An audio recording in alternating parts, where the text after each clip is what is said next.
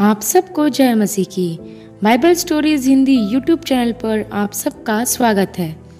आज मैं आपको अब्राहम व लूत की कहानी बताने वाली हूँ, जो आपको उत्पत्ति के 12 अध्याय से 19 अध्याय तक देखने को मिल जाएगा। इससे पहले प्रियो कि हम वीडियो शुरू करें, आप हमारे Bible stories Hindi YouTube channel को सब्सक्राइब करना और बेल आइकन को दबाना ना भूलिएगा। तो आइए प्रियो, वीडियो को हम शुरू करते हैं। यह उस समय की बात है जब अब्राहम अपने घराने के साथ हरान देश में रहता था। वहां परमेश्वर ने उसे बुलाहट दी कि अपने देश, अपनी जन्मभूमि तथा अपने माता पिता को छोड़कर उस देश में चला जा जो मैं तुझे दिखाऊंगा। तब अब्राहम अपना कुटुंबियों और अपने घराने के लोगों को छोड़कर और उस धन को लेकर जो उन्होंने इकट्ठा किया था, कनान देश में जाने को निकल गए। प्रियो, जब अब्राहम हरान से निकला तब उसकी आयु 75 वर्ष की थी। उसके पास सब कुछ था, लेकिन उसके खुद की कोई संतान नहीं थी। फिर भी परमेश्वर ने उससे वादा किया था कि वो उसके वंश को आकाश के तारागण के समान व समुद्र के रेत के समान कर देंगे। जब वह हरान से निकला तो उसने अपनी पत्नी सारा तथा भतीजे लूत को भी साथ लिया। प्रियो, अब्राहम की कोई संतान नहीं थी, इसलिए वह अपने भतीजे लूत को अपना बेटा ही मानता था तथा एक बेटे के जैसे ही प्यार करता था। इसलिए जब वह हरान से निकला तो उसने अपने भतीजे लूत को साथ ले लिया। जब वे कनान देश में आए तो उन्होंने वहां अपने तंबू खड़े किए और वहां रहने लगे। लेकिन कुछ समय पश्चात उस देश में अकाल पड़ा तो वह कनान को छोड़कर मिस्र में रहने लगे। जब वह मिस्र में पहुंचे तो अब्राहम ने सोचा कि मिस्र का राजा मुझे मरवा डालेगा तथा सारा को अपनी पत्नी बना लेगा, क्योंकि प्रियो, सारा अति सुंदर थी। इसलिए उसने सारा से कहा कि जब कोई तुझसे पूछे कि तू कौन है, तब तू कहना कि तू मेरी बहन है, ताकि तेरे कारण मेरा प्राण बचा रहे। तब प्रियो, जब वे लोग मिस्र में आए तो मिस्र के लोगों ने देखा कि सारा सुंदर है। फिरौन के हाकिमों ने भी उसको देखकर फिरौन के सामने उसकी प्रशंसा की। इसलिए वह फिरौन के महल में पहुंचाई गई। फिरौन ने अब्राहम के ऊपर कृपा की, क्योंकि उसे लगा कि वह सारा का भाई है। फिरौन ने अब्राहम को गाय, बैल, भेड़ बकरियां, दास दासियां तथा ऊंट दिए। फिर परमेश्वर ने अब्राहम की पत्नी सारा के कारण फिरौन व उसके घराने पर बड़ी बड़ी विपत्तियां डाली। इसलिए फिरौन ने अब्राहम को बुलाया और कहा कि तूने मेरे साथ यह क्या किया? तूने मुझे क्यों नहीं बताया कि सारा तेरी पत्नी है? मैंने तो इसे इसलिए रखा था कि ये मेरी पत्नी बने, परंतु अब तू अपनी पत्नी को लेकर यहाँ से चला जा। तब फिरौन ने अपने सेवकों को आज्ञा दी कि वे अब्राहम को मिस्र के बाहर पहुंचा दे। तब अब्राहम मिस्र से निकला और वह सारी चीजें भी अपने साथ लिया जो उसकी थी और मिस्र के राजा फिरौन ने दी थी। तब अब्राहम अपनी पत्नी सारा तथा भतीजे लूत को लेकर मिस्र से कनान देश के बेतेल में आ गए। अब्राहम बहुत धनवान हो गया था तथा लूत के पास भी बहुत सारे गाय, बैल, गधे गधेइयां तथा ऊंट हो गए थे। एक दिन अब्राहम के चरवाहों तथा लूत के चरवाहों के बीच झगड़ा हुआ।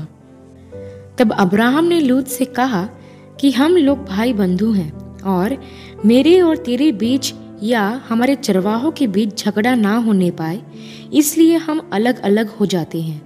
अब्राहम ने लूत से कहा कि अगर तू दाएं जाएगा तो मैं बाएं जाऊंगा, अगर तू दक्षिण जाएगा तो मैं उत्तर जाऊंगा। तब लूत ने देखा कि सदोम और अमोरा के शहरों के पास यरदन के मैदान अच्छी तरह से सिंचित है तथा उपजाऊ थे। इसलिए लूत ने उस जमीन को चुना और अब्राहम से कहा कि मैं वहां जाऊंगा। लेकिन अब्राहम ने लूत को समझाते हुए कहा कि वो स्थान अच्छा नहीं है, वह नगर दुष्टता से भरे हुए हैं। लेकिन लूत अब्राहम की बात ना मानकर उस स्थान की ओर चल देता है तथा वहां जाकर अपने तंबू खड़ा करता है और अब्राहम कनान देश में ही रहता है, जहां परमेश्वर अब्राहम से फिर कहते हैं कि जिस स्थान पर तू खड़ा है यह भूमि मैं तुझे और तेरे वंश को दूंगा।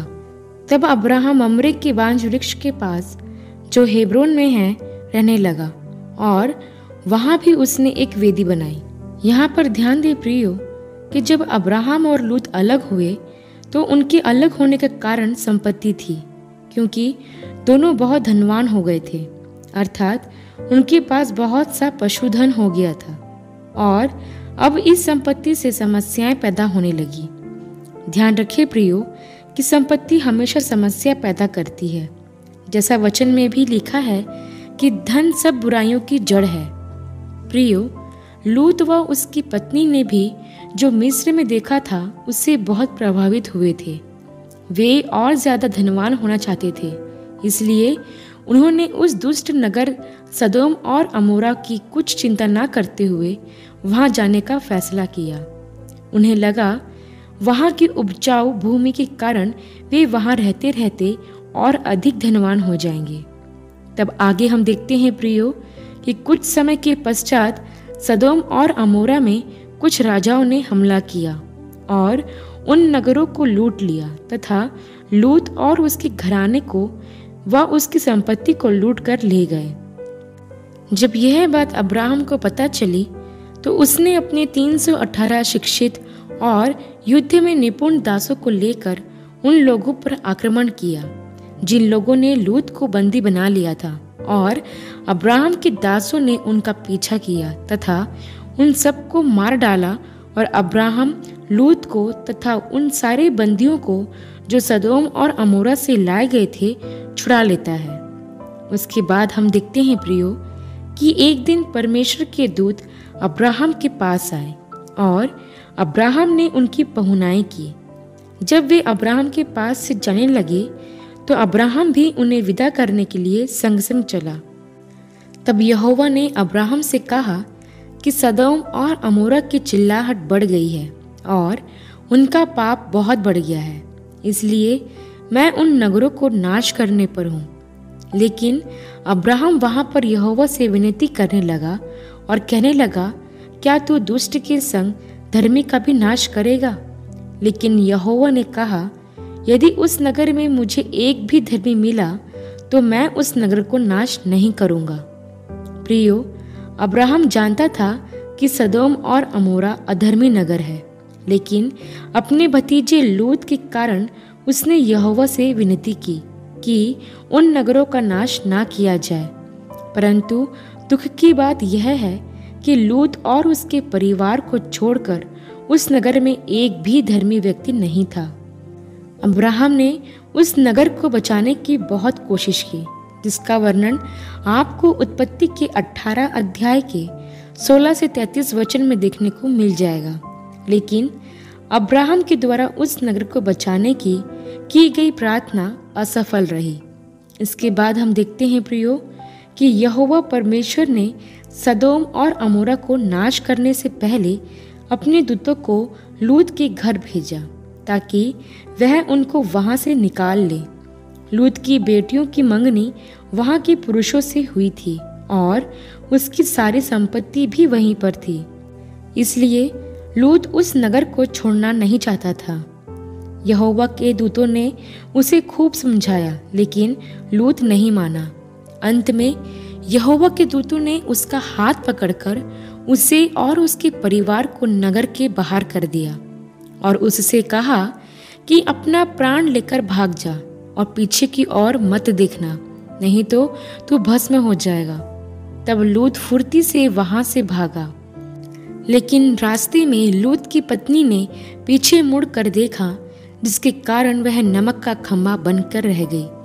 लेकिन लूत व उसकी बेटी आगे बढ़ गए और वह तीनों पहाड़ी के एक गुफा में रहने लगे। प्रियो, यह थी अब्राहम व लूत की कहानी।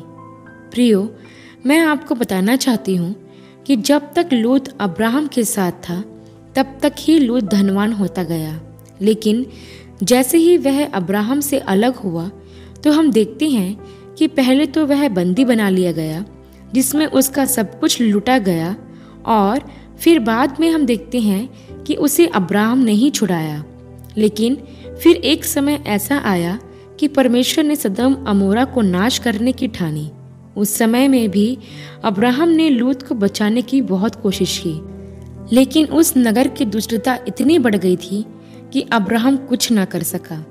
वहां पर लूत के प्राण तो बच गए, लेकिन उसे अपनी सारी संपत्ति से हाथ धोना पड़ा।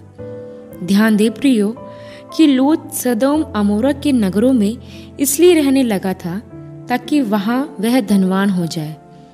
लेकिन हम क्या देखते हैं कि वह जो कुछ लेकर अब्राहम से अलग हुआ था, उसका एक अंश भी उसके पास नहीं बचा। वैसे ही प्रियो, हमारी आशीषें परमेश्वर से जुड़ी हुई है। जब तक हम प्रभु में होकर चलते हैं तब तक हम आशीषें पाते हैं, लेकिन जब हम उससे अलग हो जाते हैं और संसार में खो जाते हैं तो हम धीरे धीरे बर्बादी की ओर बढ़ने लगते हैं। प्रियो, वचन में ऐसा लिखा है, जहाँ तेरा धन है वहाँ तेरा मन भी होगा। जब अब्राहम ने लूत से अलग होने के लिए कहा तो लूत बोल सकता था कि मैं अलग नहीं होऊंगा, लेकिन धनी बनने की चाह ने उसे अब्राहम से अलग कर दिया। वैसे ही प्रियो, आज भी परमेश्वर और धन, इन दोनों के बीच में अधिकतर लोग धन को ही चुनते हैं, क्योंकि आज भी लोग यह समझते हैं कि धनी होना ही सब कुछ है। प्रियो, यह सोच गलत है।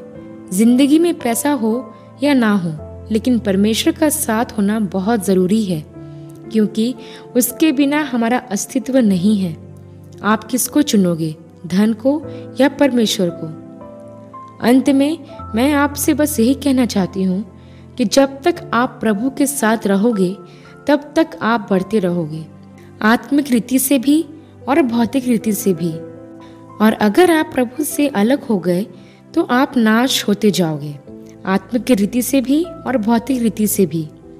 चुनाव आपका है। आशा करती हूँ प्रियो कि अब्राहम और लूत की कहानी से आपको आशीष मिली होगी। अगली वीडियो में एक नए विषय के साथ आप सबसे फिर मुलाकात होगी। तब तक के लिए आप सबको जय मसीह की।